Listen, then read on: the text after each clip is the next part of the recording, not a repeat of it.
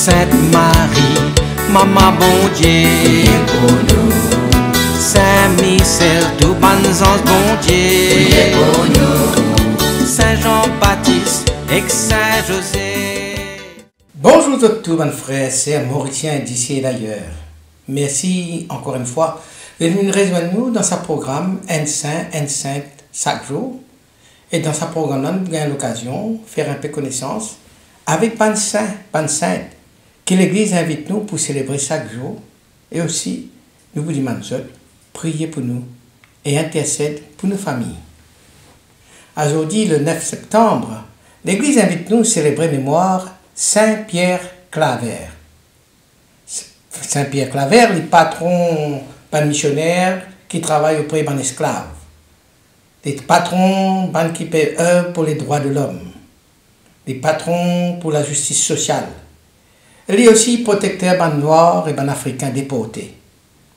Et aujourd'hui, nous profitons de l'occasion pour célébrer Pierre, Claver. Là, nous sommes sur le port de Carthagène, en Amérique du Sud, que nous retrouvons un jeune prêtre espagnol, à genoux, dans la terre, qui fait débarquer, il fait sortir dans le bateau, il arrive là, et puis pour la première fois, il arrive là comme missionnaire, il peut baisser, il embrasse la terre là, sur une nouvelle terre d'émission. Ça, c'est pas un geste symbolique, mais il annonce qu'il peut verser sur l'homme, sur la suire et tout sur la vie. Sur la terre. C'est un geste prophétique. Ça prêtre-là, c'est Pierre Claver. Et il est pour prendre une mission que beaucoup de gens n'ont pas osé accepter sa mission-là. Beaucoup de prêtres, beaucoup de missionnaires n'ont pas accepté sa mission-là. Et sa mission-là, c'est servir les esclaves, les oubliés, les rejetés. Depuis qu'il est arrivé, il rentre dans un entrepôt que les esclaves sont entassés un l'autre, les esclaves sont malades, sont affamés, enfin ils sont brisés parce qu'ils sont déracinés des autres pays. Alors ils peuvent soigner les autres, ils réconfortent les autres, ils peuvent même baptiser les trois là-dedans. Ils peuvent causer avec les autres avec tendresse, et ils peuvent appeler les autres ce bons enfants. Et quand ils prononcent ce vœu, il peut ajouter aussi un vœu personnel, bouleversant. Pierre, esclave des esclaves, pour toujours. Il refuse tout bon honneur, tout bon privilège. Ban risque qui vient confesser à lui, il peut répondre. Et non, ban les autres confesseurs dans la ville. Allez là-bas. Maman là, comme confesseur pour les esclaves seulement. Pour une madame qui est habillée dans une autre robe bien élégante, bien large, les petits autres, mon confessionnal est trop petit pour votre robe. Sa confessionnal il fait juste pour sa bonne pauvre femme noire esclave là. Après la soirée, il peut épuisé, fatigué. Il mange un petit peu de pain seulement et un peu de pommes de terre grillées. Après, il passe la nuit en prière, en pénitence, en adoration. En 44 ans, qu'il est fini missionnaire dans le sud de l'Amérique, là, il peut baptiser plus de 300 000 esclaves. Dans le sens, il libère les esclaves là, non pas avec des armes, mais par l'amour, la foi et la dignité qui les redonne aux autres. Saint-Pierre Claver rappelle-nous que la sainteté, nous sommes capables de vivre dans un lieu le plus sombre et que l'amour vrai n'est pas connu ni frontières, ni couleurs, ni conditions. Et aujourd'hui, les patrons ban mission. Et sur l'exemple, continuez pour éclairer tout ban qui peut envie mettre les autres au service des plus pauvres et des plus petits. Pierre Claver fut né en 1580 en Catalogne, en Espagne. Et à l'époque-là, l'Espagne était à son apogée colonial. Il y avait colonise partout, surtout les Amériques. Et il peut servir dans les Amériques comme une terre de conquête, de richesse et de commerce. Mais malheureusement, ce commerce aussi comprend la traite des esclaves africains. Et c'est un commerce qui a été vraiment gigantesque. Des millions de personnes qui arrachées de l'Afrique et qui vendues comme marchandises, comme esclaves dans sa bonne pays Amérique là. Les rangs côté jésuites. Et en 1610, ils ont envoyé en Colombie. Et c'est dans le port de Carthagène qui là qui est un centre de débarquement des esclaves en Amérique du Sud. Et c'est là qu'il commence sa mission. Et il passe presque 40 ans sur la vie au service de ces esclaves-là, jusqu'à ce qu'il meurt en 1654. Sur la vie personnelle, les résumés comme ça, il arrive en Amérique, et là il découvre une horreur par rapport à la brutalité commerce l'esclavage. Il est choqué, qui trouve des hommes traités comme des animaux. Mais au début, les petits isolés, et les critiques, les petits rejettent. Et parmi les gens qui rejettent, il y a aussi des colons espagnols qui trouvent sur l'action qui peut déranger. Parce qu'imaginez un coup, il peut prendre part aux esclaves, il peut soigner les autres, il peut aider d'autres, il peut consoler d'autres, il peut donner d'autres dignité. Et ça peut faire plaisir, ça va un colon espagnol qui est propriétaire des esclaves là. Mais, fidèle à son engagement, il consacre totalement pour les esclaves. Chaque fois qu'il y a un bateau arrivé, il peut descendre dans la cale. Et là, il peut donner secours, il peut donner la nourriture, il peut donner des vêtements, il peut donner des médicaments. C'est un esclave qui, dans la cale là, qui peut débarquer dans le bateau, déraciné de l'Afrique, peut amener en bateau. Il peut aller pour le autres là-bas, pour donner aux autres soins là. Et comment je disais tout à l'heure là, pendant tous ces 40 ans d'existence qu'il finit passer dans l'Amérique du Sud, il finit baptise au moins 300 000 esclaves. Il finit apprendre aux autres la foi chrétienne, il finit nous autres dignité, et il finit donne aux autres la consolation dans l'humiliation. Et bien sûr, il pour faire face à des difficultés qui pour imposer le lit par une autorité coloniale et par des plantaires, des propriétaires. Beaucoup pour ridiculiser et pour traiter de saint des nègres avec mépris. Mais il acceptait sa humiliation-là comme un sacrifice pour lui rester fidèle à sa mission. Le grand choix sur la vie, dans un sens, c'était lors de son ordination. Et dans ma note personnelle qu'il écrit, il fait son vœu définitif sur le religieux, et il écrit Pierre Claver, esclave des esclaves pour toujours. Et à partir de ce moment-là, il n'est plus pour considérer lui-même comme un homme libre, mais comme un homme uni à la souffrance de ceux qui la société périsait, uni à la souffrance des esclaves. Et ça, c'est un tournant décisif dans la vie. Sur la vie comme si il est lié sur la vie à la cause des plus humiliés, à la cause des esclaves. Dans le contexte colonial, côté esclavage, la traite des esclaves, et ben esclaves qui traités comme des marchandises, Pierre Claver est distingué par au lieu un médecin du corps, mais plus un médecin de l'âme.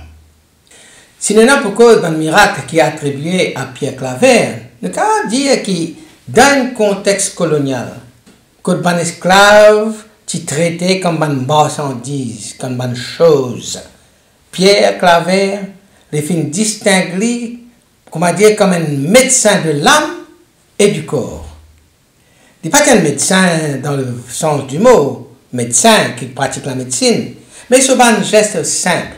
Quand il donne par exemple de l'eau bénie pour boire, quand il peut prier avec compassion, et ça t'amène un effet thérapeutique inexplicable. Ça t'amène une guérison à ce esclave-là d'une manière que la médecine moderne n'est pas capable d'expliquer. Pas de maladie de la peau, pas de la fièvre tropicale, pas de l'épuisement extrême, tout ça là, un esclave vient arriver à un état l'état esclave là arrivé dans l'état de délabrement physique, ban soin qui Pierre Claver donné, de souvent accompagné avec la prière fervère, comment dire, il déclenche sa processus de guérison dans mon esclave là, qui la médecine de l'époque pas capable d'expliquer. Alors nous sommes capables de donner une interprétation spirituelle à ça. Ça bonne guérison là. De type perçu comme un signe que Dieu était présent là, parmi les esclaves. Ces guérisons, c'est signale la présence divine auprès de son esclave qui Pierre Claver donne soin, accompagné là.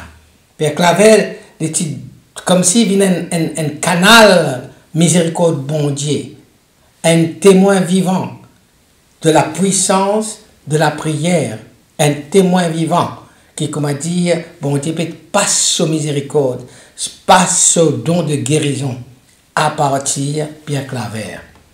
Ce n'était pas seulement le corps qui avait guéri, mais aussi l'âme de ces esclaves qui retrouve l'espérance.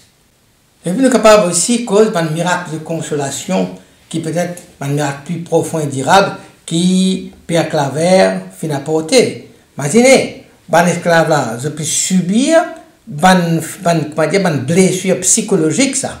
Je suis un esclave, je finis arrivé après des semaines de traversée dans le bateau, à entasser un l'autre, je suis battu, je suis humilié, tout cela brise psychologiquement, ça.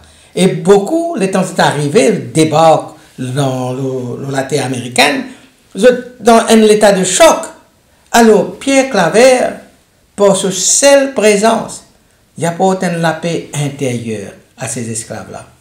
Les partisans causent beaucoup, mais son regard, son geste, sa manière qu'il lui touche la main, sa bonne esclave-là, elle m'a abîmé. Sa manière il lave cette bonne blessure, cette bonne plaie. Tout ça, c'était porteur d'un amour inconditionnel. Et ça, c'est ce qu'on appelle un miracle de consolation et qui dure pour toujours pour un esclave. Cet esclave dit qui, dans présence Claver, je ressenti qui bon Dieu pas fin oublier. C'est là le miracle dans un sens moral, comme si une résurrection intérieure. Quand vous pouvez vivre dans un choc comme ça, émotionnel, et des dépaysements, de déracinement, quand dignité fin perdue, comme psychologiquement on n'est plus senti ou même parce que les autres peuvent traiter tout comme un esclave, l'approche de Claver qui amène ça, la paix intérieure et qui fait un esclave dire comme si je sentis bon Dieu, pas fin oublier les autres, ça c'est un miracle de la résurrection intérieure. Il y a rien à sa bande là qui fait perdre l'humanité, qui fait déshumaniser et puis rendre notre dignité. Est-ce que Saint-Pierre Claver il y a encore cause à nous aujourd'hui? Bien entendu. Saint-Pierre Claver, les brûlants d'actualité, surtout dans le monde marqué par une exclusion. Les causes à nous à travers ce courage prophétique, parce qu'il dénonce l'esclavage dans une société dans laquelle il peut vivre. Il n'est pas un militant politique, mais il est un prophète évangélique. C'est l'action qui cause plus fort que sur une parole. Et il peut, disons, exprimer à travers sa fidélité pour sa plus petit, sa délaissé, sa rejeté, sa pauvre esclave qui débarquait tout perdu. Ça perdu de parents, de relations, tout, toute la terre, et de débarquer et traité comme pas humain. Donc, les actes de Claver, c'est ça, un acte prophétique et évangélique. Il n'est pas content simplement pour chagrin maintenant, pour compatir, mais il s'y engage totalement. Aujourd'hui, le visage d'esclavage fin changé dans le monde. Aujourd'hui, nous sommes capables de dire comme ça, le nouveau esclave, c'est pas un migrant, pas un sans-abri, pas une victime de la traite humaine, pas une personne marginalisée. Et le temps nous trouve tout cela, nous pense Pierre Claver, il invite nous pour aller vers eux, pour n'apparaître dans une zone confort, comment le pape François Titi, nous aller dans la périphérie. Pierre Claver, tu trouves le Christ dans chaque esclave. Il n'est pas tu trouves un écho souffrant seulement, mais il trouve une âme précieuse. Il trouve le Christ qui peut souffrir dans chaque esclave, et il trouve une âme qui le Christ a pu envie de sauver. Ce témoignage, c'est une école de regard. Et qui nous veut dire par là, c'est que ce témoignage invite nous pour nous regarder les autres avec les yeux de Dieu. Pierre Claver, esclave des esclaves pour toujours, sa phrase-là, c'est un acte de consécration radicale. Il n'est pas content d'être un esclave seulement, mais il finit faire serviteur. Serviteur sur un frère, serviteur sur un compagnon de souffrance, serviteur sur un esclave, et donc il esclave des esclaves pour toujours. C'est une spiritualité de l'abaissement volontaire. Il prend ça volontairement, personne ne pas aussi. Pareil comme le Christ qui vient à la manière volontaire, vient abaisser pour laver les pieds sur ce disciple. Et il veut dire, nous faisons cause aux autres de Dieu par nos mains avant qu'il nous fasse par nos bonnes paroles, avant qu'il nous vienne la bouche pour nous raconter une paquet d'histoires au bon Dieu, ben, à nous faire par un acte, à nous servir nous la main pour nous faire.